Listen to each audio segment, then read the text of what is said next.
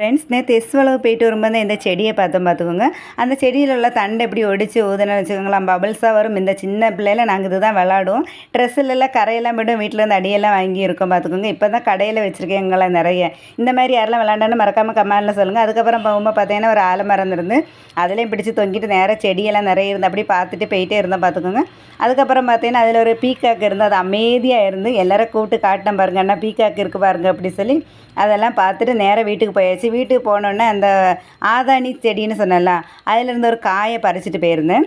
அதை எடுத்து அதில் ஒரு ஈர்க்கலை முதல்ல வளைச்சி கொடுத்துட்டு நடுசில் ஒரு ஈர்க்கலை குத்திட்டு 2 ஈர்க்கலை ஒன்று போல் சேர்த்து வச்சு இப்படி சுற்றினோன்னு வச்சுக்கோங்களாம்.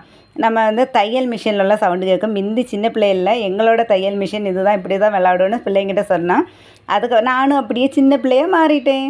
அதுக்கப்புறம் பார்த்தீங்கன்னா என்னை வீடியோ எடுக்க அந்த இஸ்வளவுக்கெல்லாம் கூட்டிகிட்டு போனேன். என்னோடய தம்பிகளுக்கு ரொம்ப ரொம்ப தேங்க்ஸ். யாரெல்லாம் பார்த்தீங்கன்னா ஷரணு, தினேஷ், சனில் இவங்களுக்கெல்லாம் ரொம்ப ரொம்ப தேங்க்ஸ். தேங்க்யூ தம்பி.